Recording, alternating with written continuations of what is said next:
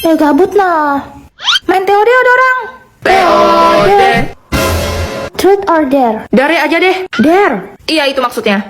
Kau harus gak boleh marah, gak boleh ngegas, harus kalem, harus penyabar, dan maafkan serta mengikhlaskan. Sejam aja.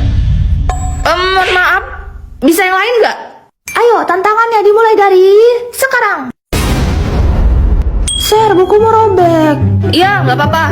Hutangku sama kau gak usah kubayar lah ya. Dikit juga tuh. Iya, santai aja. Oh iya, Mon. Pulpenku kemarin yang kau pinjam 5 biji kemana? Nah, hilang, Sir. Gak tahu kemana. Oh ya udah, biarin aja. Gak usah diganti. Mon, 15 menit kemudian. kok jadi serem ya? Kau ngerasa gak sih? Iya kan, kayak kesambet. Udahan aja kali ya. Sir, udah stop. Mainnya kelar udah. Gak usah pura-pura kalem lagi. Loh, kenapa? Gak apa-apa, Bah. Asli, Sir, cepat balikan kayak biasa, serius.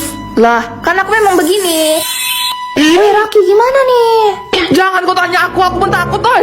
Oh iya, tadi kalian nyontek jawaban matematika aku ya? Pasti Serena marah nih. Kenapa nyonteknya cuma setengah? Semuanya aja, Bah. Nih, nah, salin cepat. Selamat siang, kita lanjutkan materi kemarin. Sebentar. Ini kenapa perasaan saya kok kelas kita jadi suram begini? Pak, sebenarnya kelas kita jadi begini semenjak Serena gak ganas lagi, Pak. Sekarang dia kalem banget. Harus diteleponin orang tuanya, anaknya sakit kok dibiarin. Halo, dengan orang tua Serena. Begini Pak, belakangan anak Bapak berubah jadi kalem. Berbahaya Pak, jadi harus bagaimana ini? Coba salah satu cari racun semprot nyamuk cepat, siap Pak.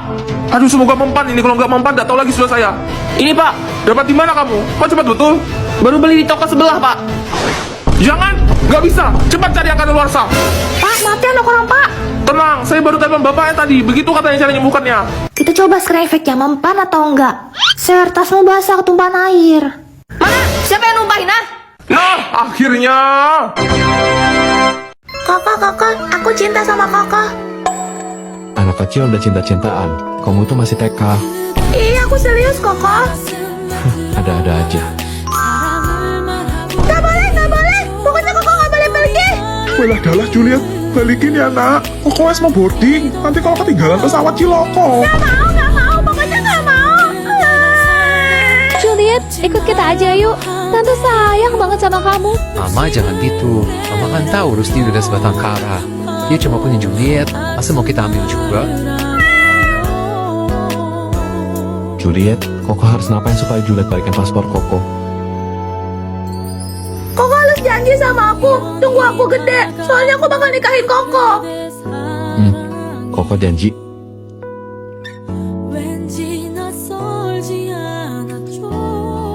Dadah, Koko. Koko Snow, tahun ini Juliet kena berusia 17 tahun loh. Koko apa kabar di sana? Juliet, siap-siap yuk. Kita mau traveling healing Sinting. Bapak wes urus beres semuanya. Kamu tinggal datang ke kedutaan besar buat wawancara visa besok. Wah asik, kita mau jalan-jalan kemana pak? Jepang, Tapi dalam rangka apa pak? Kok tumben-tumbenan amat? sahabat bapak, si Omaikiku, anak lanangnya mau nikah.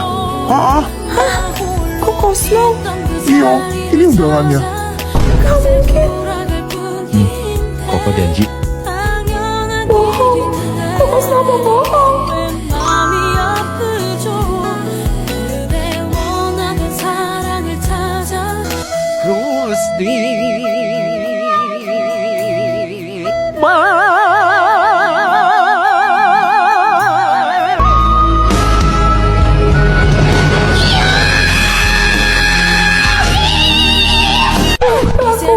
Mereka yang begitu aku yang malu ini mah. Wah, Juliet. Kamu tumbuh jadi gadis yang cantik sekali. Tambah sampai paling. Makasih tante. Loh, dia kenapa? Apa dia udah masuk ke boneka lagi? Tadi kayaknya aku keterlaluan deh sama Koko. Juliet? Loh, itu komiknya berbalik. Dia bacanya gimana? Apa lihat-lihat? Kamu kok galak amat sih? Gak kangen sama Koko emangnya? Enggak. Ya, padahal Koko kangen loh sama kamu. Ternyata Koko kayak gini ya. Aku pikir Koko bakal jadi cowok yang setia. Ingat kok, Koko tuh udah mau nikah. Terus, Masih aja godain aku. Aku gak nyangka Koko jadi fuckboy di sini. emangnya salah? Aku benci sama Koko. Juliet, Mak Snow, maaf ganggu. Juliet mana ya? Kok om gak lihat ya dari tadi? Apa? Bukannya yang terakhir sama kamu ya, Snow. Kalian ngapain masih di sini? Cepat cari Juliet. Ini di mana? Uso. Kawaii Oyo-san. Itore desu ka? Sorry, aku nggak bisa bahasa Jepang. Ishoni hotel. Ih, apaan sih? Jangan pegang-pegang. Hanashite kudasai. Kono hito wa ore no hanojo desu. Kokosno, aku nggak ngerti dia ngomong apa tapi dia kelihatan keren banget. Gomen. Koko, Astaga Julia, kamu kemana aja? aku nggak tahu. Aku cuma lari terus jadinya nyasar. Ya udah, yang penting kamu nggak apa-apa sekarang. Kayaknya aku harus bilang deh. Kamu kenapa? Aku nggak mau jadi pelakor, Koko. Apa itu? Perebut laki orang. Juliet. Nih, Kenapa malah jadi pamer undangan? Iya, aku tahu Koko udah mau nikah. kamu udah buka. Belum, males. Coba lihat dulu. Nggak mau ah. Koko deket banget. Baca. Iya. Loh, kok ada nama aku di sebelah nama Koko? Karena orang yang mau Koko nikahin itu kamu. Hah, jadi selama ini Koko nungguin aku. Koko, I love you. Jadi status aku ratu sekolah di public atau di private ya? Di private aja ah. Aku mau tahu siapa-siapa aja yang beneran temen aku. Juliet, status sekolah lo apa? Kenapa gembok gitu? Lo private ya? Iya, soalnya aku malu. Status aku cuma pelayan. Ih, gak sudi gue dengerin sama lo. Status gue itu Dayang. Baru jadi dayang aja kok belagu amat. Dayang itu punya kesempatan buat deket sama Raja. Siapa tahu kan, Raja bakal jatuh cinta sama gue. Alah, nggak usah mimpi lo. Lo lupa kalau masih ada gue, dan yang paling cantik di sekolah ini. Sayang, status aku pengawal raja loh. Status kamu apa? Pelayan? Apa? Kita putus aja. Pengawal itu statusnya lebih tinggi daripada pelayan rendahan. Oke, gue juga ogah sama pengawal. Lo itu nggak pantas bersanding sama gue. Emangnya lo siapa? Beraninya? Cukup. Salam hormat Raja. Salam hormat, Raja. Cantiknya. Siapa namamu? Juliet, Raja. Perlihatkan statusmu. Baik.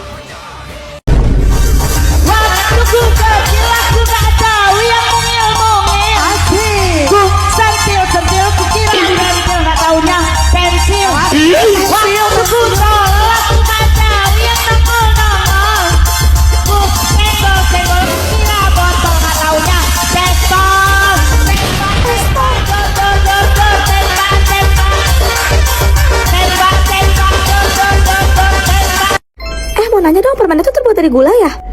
Iya, Cia. Ngomong-ngomong gula, kalian mau dengar cerita pabrik gula di Cirebon nggak? Mau. Ada gitu? Boleh, seru tuh kayaknya. Hah, gara nggak belajar dan melek loh. Buru mumpung malam Jumat. Ada sebuah pabrik gula di Jawa Barat yang bernama Karangsuwung yang kini terbengkalai. Pabrik ini dibangun pada tahun 1896 dan tutup pada tahun 2014. Wah, lama juga ya. Berapa tahun tuh? Hitung sendiri. 18 tahun ya?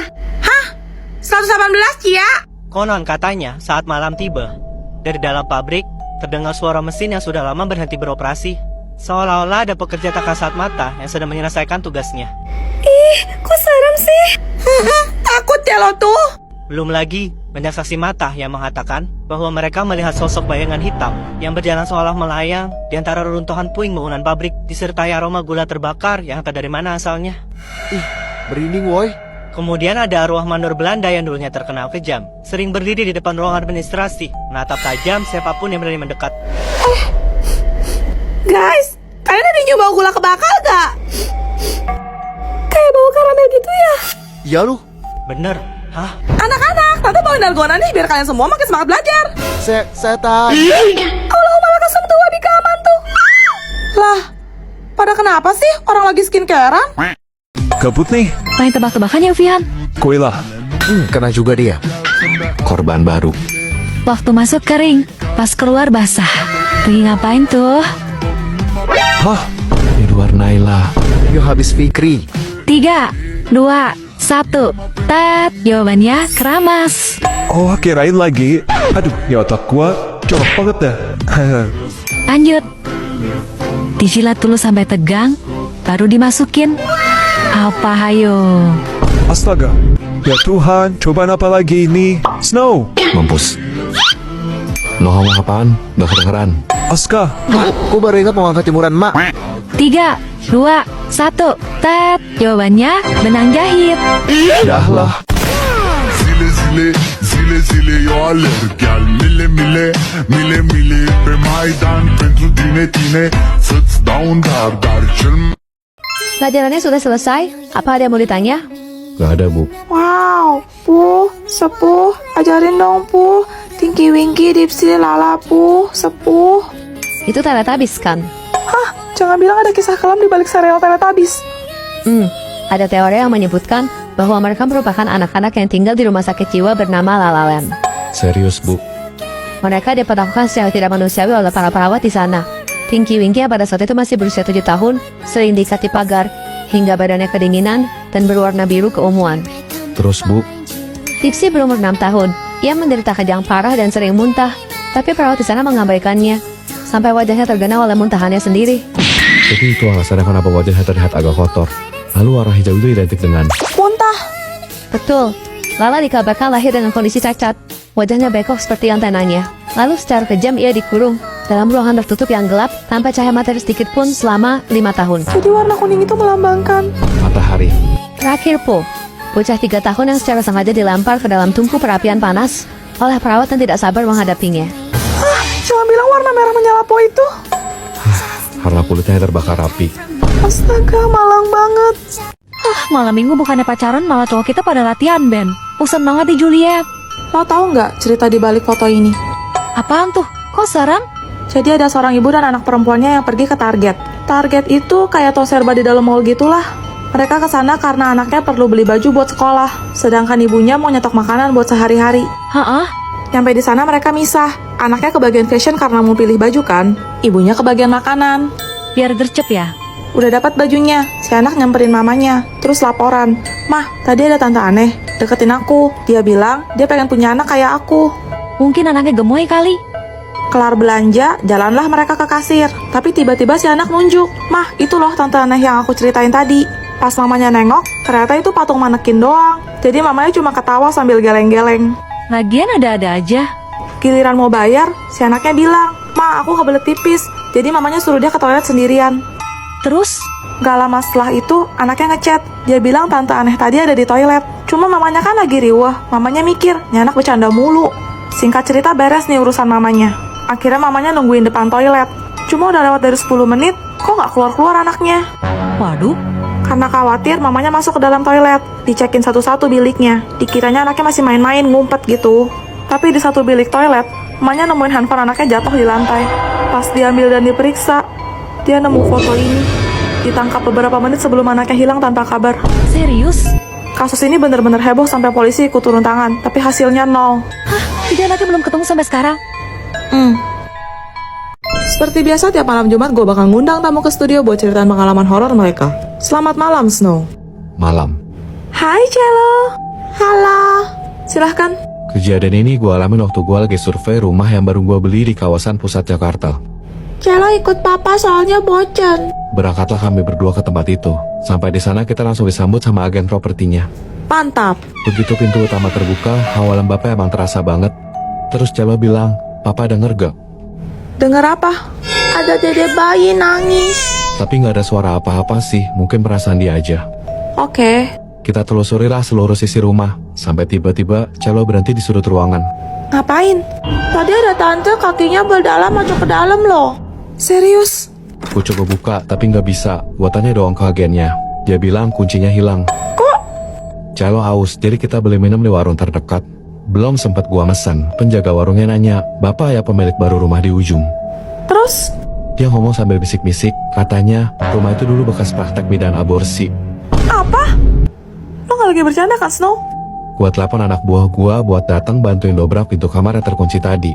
Dan ternyata di dalam sana masih ada beberapa ranjang pasien, box bayi, serta peralatan medis yang biasanya digunakan untuk proses persalinan.